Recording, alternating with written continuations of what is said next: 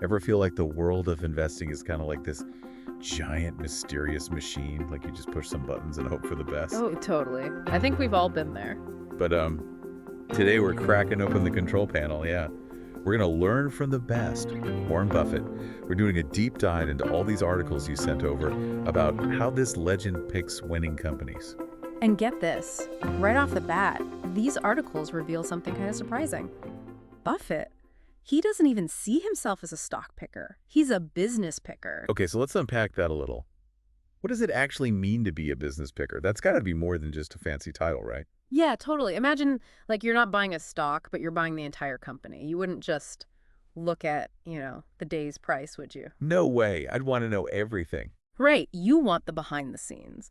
You'd want to know how it makes money, what's their long-term potential, how are they going to weather a storm?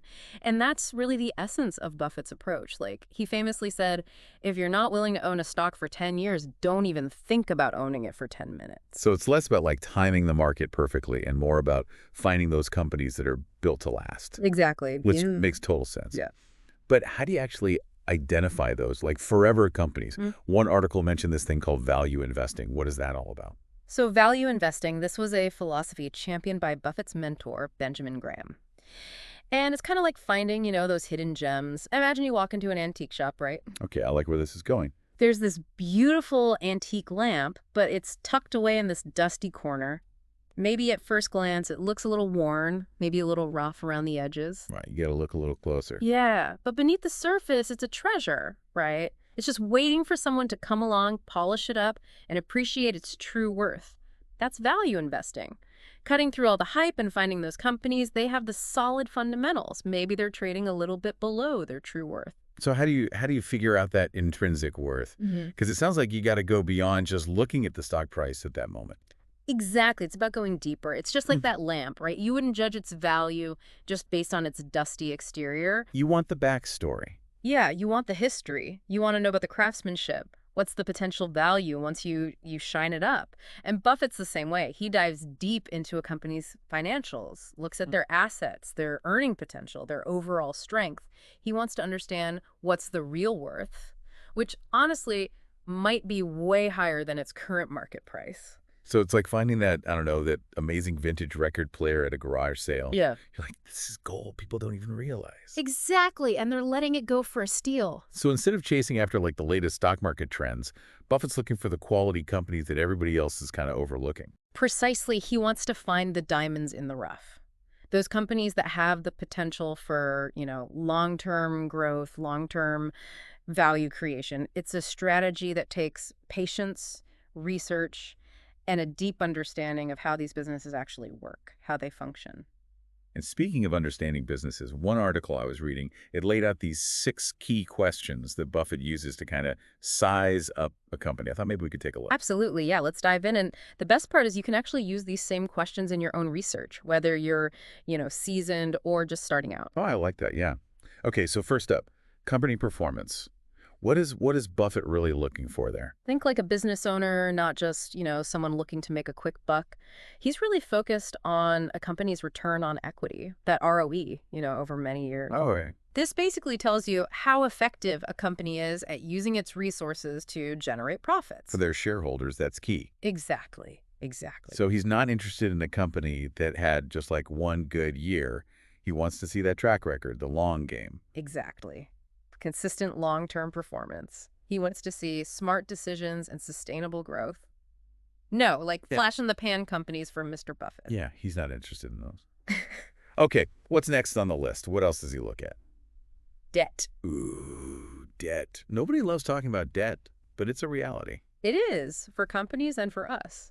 Debt. Nobody loves talking about debt, but it's a reality. It is, for companies and for us. And Buffett's pretty cautious about it. Makes sense. Think of it like this. Say you have a friend. They're constantly racking up those credit card bills. Never seem to pay them down, Oh, yeah. Not good.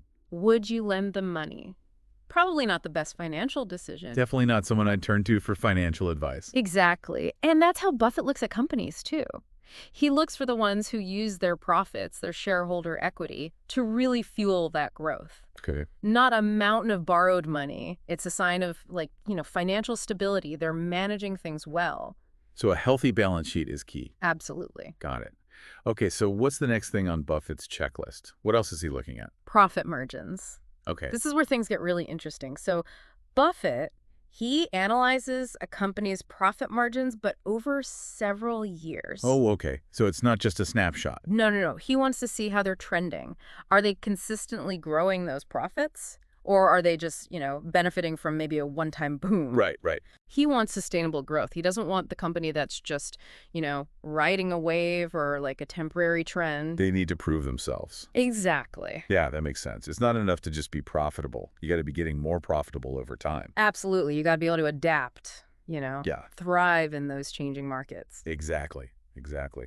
Okay, so what's next? All right. So this next question, it often surprises people. Okay, lay it on me. Has the company recently gone public? Oh, that's interesting. Because wouldn't going public be like a sign of success? Isn't that what companies are trying to do? It can be. But remember Buffett's 10-year rule? Oh, right, right. Long game. Exactly. He's more comfortable with those companies that have, a proven track record of performance. They've stood the test of time. Right. Not the latest IPO, darling, that maybe they're just, riding a wave of hype. It's like the hype cycle, Yeah, exactly. It goes up and then it fades away. Exactly. He's not swayed by that allure of a shiny brand new stock. He Right. wants to see, how's a company weathered different economic climates, the different market cycles. Right, because those are going to happen. You Well, can't avoid them. Exactly. So now this next question, it's super relevant in today's world, right?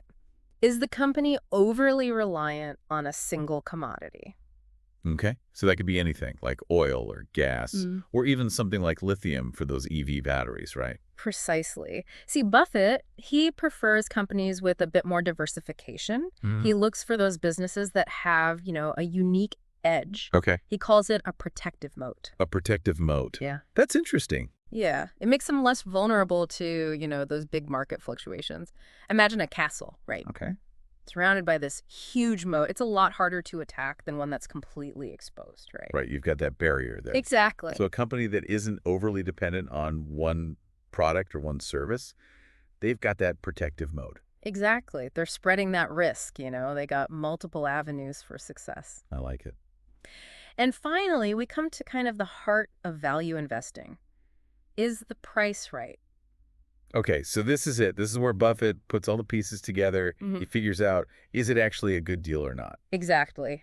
After he's, looked at all these factors, considered everything, he figures out, does that company's stock price really reflect its intrinsic worth? Right. Remember that antique lamp we talked about? He's making sure he's not paying, a premium price for a lamp that, upon closer inspection, is just, a cheap imitation. Right. You don't want to be fooled by like a fake. Exactly. Yeah. He wants the real deal. He wants that hidden gem that's worth way more than its price tag. It's like you walk into that, dusty old bookstore and you manage to find that rare first edition. You know exactly what it's worth. And you're like, I will pay that price. Yeah. Because you understand the value. Exactly. Yeah. Exactly. And speaking of finding value, those articles you shared, they mentioned some of Buffett's biggest holdings, right? Yeah. Apple, Yeah.